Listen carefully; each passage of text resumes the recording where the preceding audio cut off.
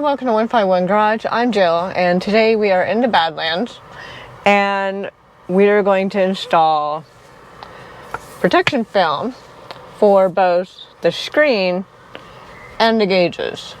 Now, a company called ScreenProTech reached out to us to want to, install their product and do a video about it and supply a way for you guys to save some money when you guys buy it. Kind of like how another company that we advertise for constantly do. So this will be another one that we're going to advertise constantly for. Now, what ScreenProTech is, they have this this film that goes over both of the gauges and this.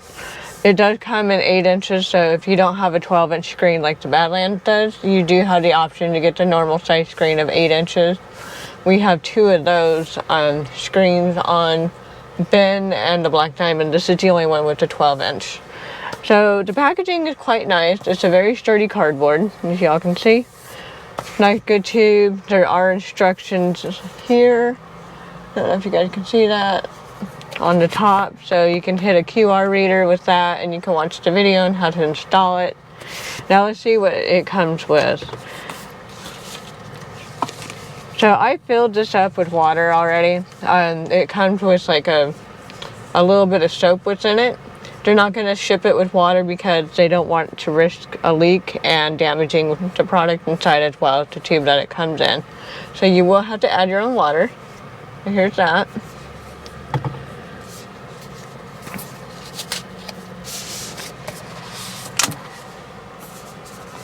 I do believe that's all of it.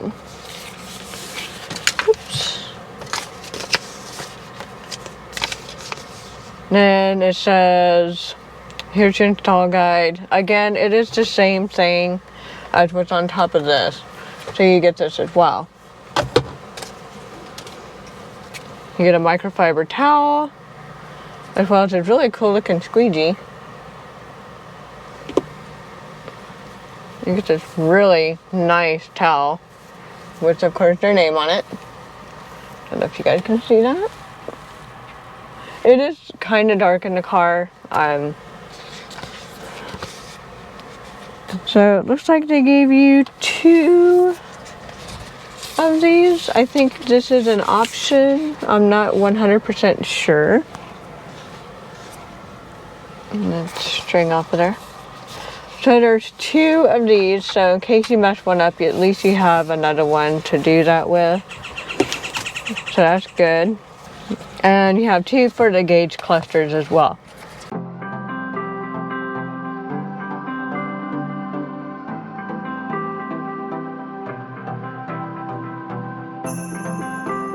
So yeah, it looks like you have 2 for the gauge clusters as well. So I'm going to put these out of the sun. So the first step is to go ahead and obviously clean the surface that you're going to be working on. We're going to go ahead and do this one first because I have a very good view with the camera the way it is right now. So you guys are going to get the infotainment center first here. I'm going to get this out of the way because it's a little bit too tall. So we have that good and clean. The soap smells really good. I'll have to say that. And what we're going to do is take this off and just be gentle with it. Before you do that, just kind of figure out the orientation. It should be like that. You guys see me do this thing before.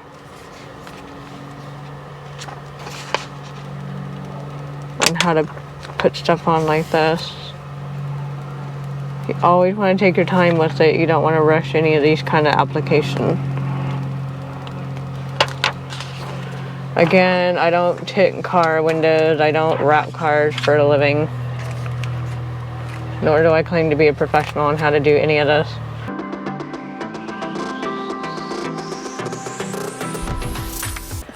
You want to put as much lubricant as you can between this and the other. That way you can slide it to however you need it. I mean, doing this on the hottest part of the day was probably not the best idea. Okay, once you're happy with the placement, we're going to take this yellow squeegee. Now it does have beveled edges, so just be mindful how you're using it. Again, take your time. These are items that you just don't want to slap on and rush. Sorry, I'm trying to get a wrinkle out of there. Now these screen protectors are designed to be fingerprint resistant and all that good stuff. I would get the 2-sheet thing instead of one, because that way, in case you really screws this up, you have an extra, you can try again. Install's fairly easy. Anybody really can do this. And this is actually good practice, you know, to work on tints and films and things. If you want to learn how to do that, do small stuff like this before you move on to windows, or just grab a whole bunch of cheap window tint and practice on your car that way. Now your main goal is to try and get as much of the water out as possible. You don't want any pockets anywhere, because if you have a pocket like I'm struggling right here, that means you're gonna have it come back and peel. There you go. I like it. I think it's gonna be a really good product, and I like the fact that it has it for the gauges as well.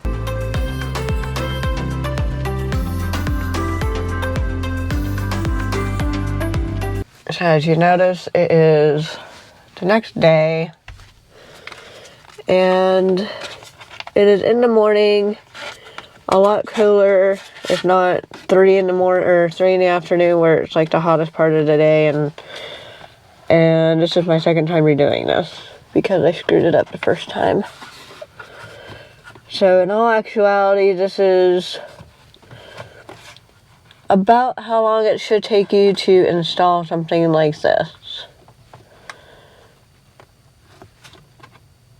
When you do it in cold temperatures, whereas earlier in the video you saw me struggle with that one, because it was hot part of the day. I need to get a video done so I can put one out for you guys.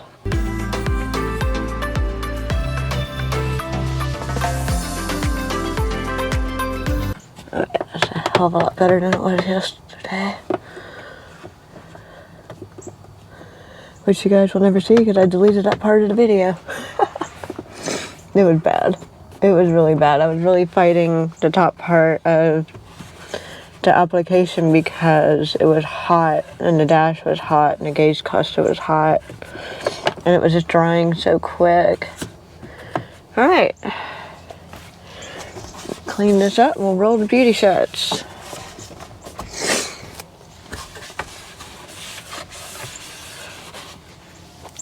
That looks 1000% better than I did yesterday. I'll get you guys off the tripod. Can't really see anything. I'm trying, there you go. Trying to get the thing to light up. But there she is. No bubbles, no nothing. This is why you follow instructions. I was in, the hottest part of the day was this screen, and the cold part of the day was that screen. Which one was easier to install?